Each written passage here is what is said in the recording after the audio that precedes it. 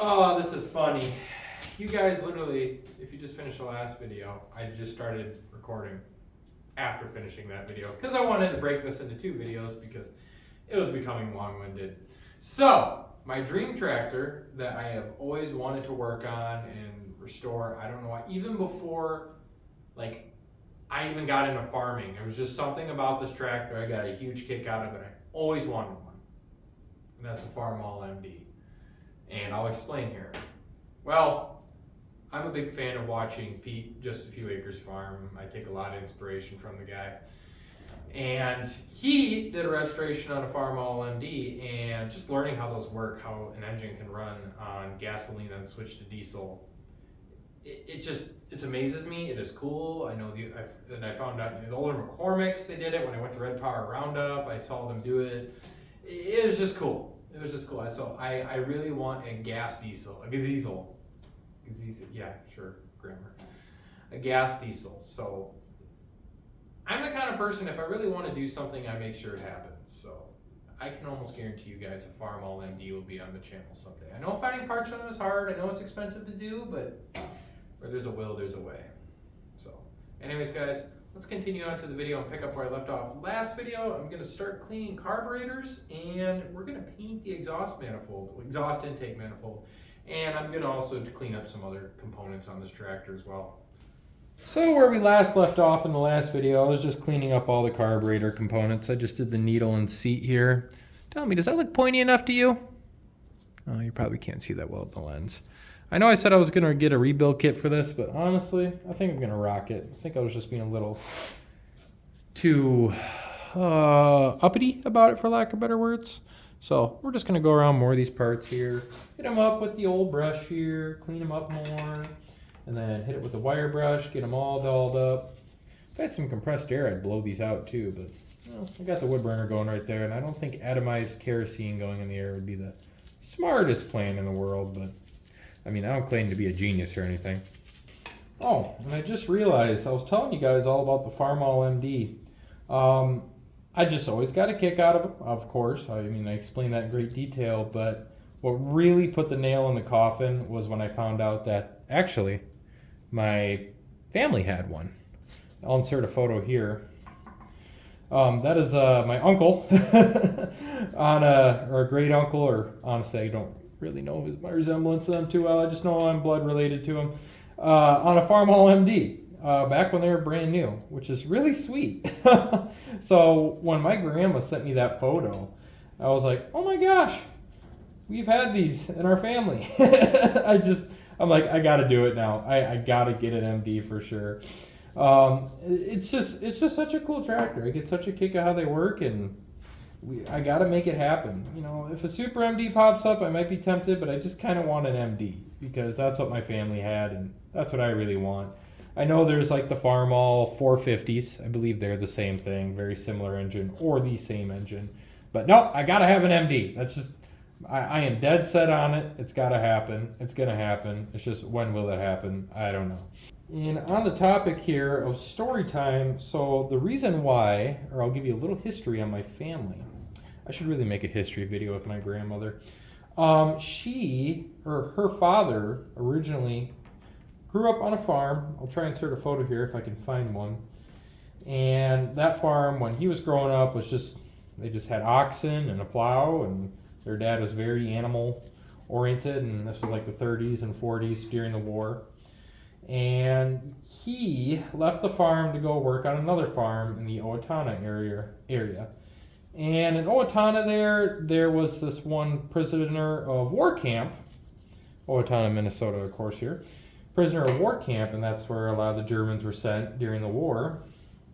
And the Germans were very familiar with diesels because, well, they were just really good at that stuff. Like, who was a big diesel? Not Rolls-Royce. No, that was British. BMW, Messerschmitt, I think, blah, blah, blah, blah, blah. I don't know. I'm not going to sit and act like I'm an historian. Just played a lot of War Thunder growing up. But anyways, he got to learn tractors working on this dairy farm with POWs. And he was kind of their foreman.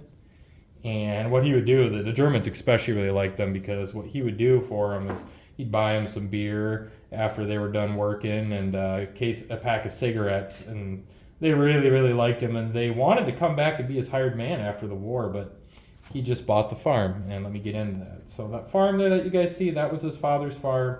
He went out to the bank, and he told them, hey, I want to buy this farm from my dad. He's getting out, and I would like to purchase this farm. If you could put electricity in the dairy barn and give me a loan for a tractor, I'm in. And they did that. Now, going on here, I'm still learning all about Great-Grandpa Amos. He was very into diesels because of these Germans. The Germans knew all about diesel tractors, and he was pretty much hooked on diesels off the bat because of the POWs. So then what he did next is he went out and got a tractor, which actually wasn't an MD, let alone a diesel. But I don't know if this was his first tractor, but I just know he went to International, and I think it was Blooming Prairie or something, I don't know, just International Harvester somewhere in southeastern central Minnesota, and he went to go pick up a FARMALL M. Well, he went there, and the salesman, like, they're going back and forth. Back then you could barter more than you can today. And he's like, you know what? I'll buy this M if you put in that pedal toy.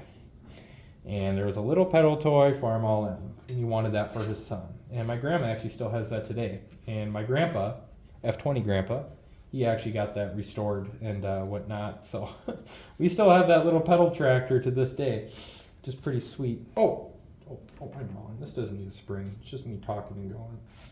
Or does that need a spring? Yeah, okay, so this is the throttle stop. Anyways, so that is the brief story on my great-grandpa Amos, and kind of my role model for farming in a sense, even though he literally passed away before I was even born. I believe he passed away in 91, and I was born in 2000. But yeah, so pretty much after that happened, my family got out of farming for the most part, at least on my mom's side. And not until really me has someone in the family shown interest in getting back into farming, unless there's some family member I'm forgetting or missing out on. So I'm a generation removed, but my family's always been an ag, and it just, I don't know what it is.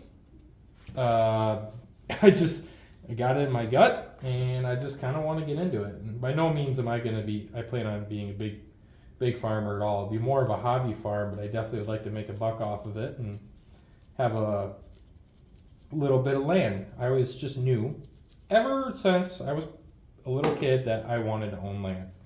And I decided, all right, well, my minimum amount of land that I want to own is 45 acres. So that's kind of my goal. And in this day and age, it's kind of difficult to do that, but I've just always been the person, well, if I want to do it, I'll make it happen. I know I'm going to make something happen someday here. And we might as well just start building up our empire of farm equipment for our little hobby farm. And what better to do than mess up with old FARMALLs? Now I can get into how I got into FARMALLs on another story here, but I'm sure you guys are sick of hearing me have story time and want me to just get back to working on the tractor here. But drop in the comments below if you want to hear more my history and why I'm into this stuff versus just me shooting YouTube videos on it. Because I'm going to be honest, I have no right being into this stuff. A year ago, I was just getting into tractors, more of a car guy, did a lot of racing, and still do. I still do road course racing and whatnot, but I think this farm thing is really catching on and something I'd really like to focus on more as time goes on. I think I'm going to change my angle over here and get better lighting. Why did I push record?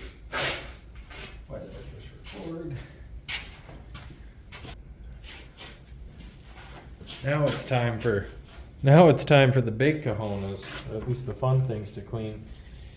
And that is the whole carburetor itself, the outer casting.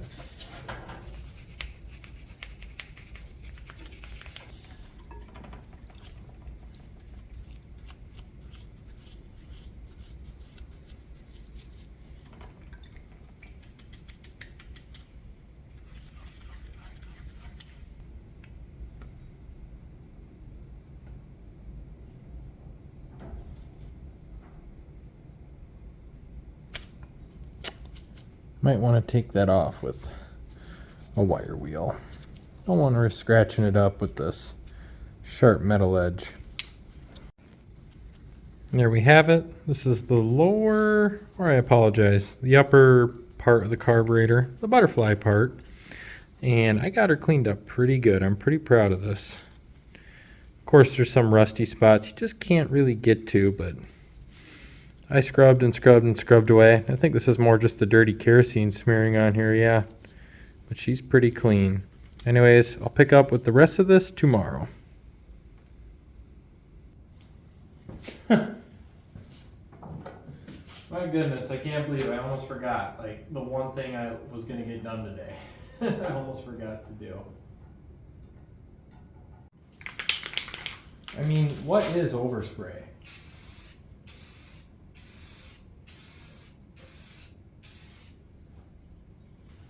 Alright, I'll do the right thing. Crack the door, get a little pressure.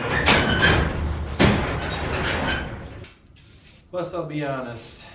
Usually when I paint, I wear a mask. Just kind of in a rush today, but wear a mask when you paint, kids. Do as I say, not as I do.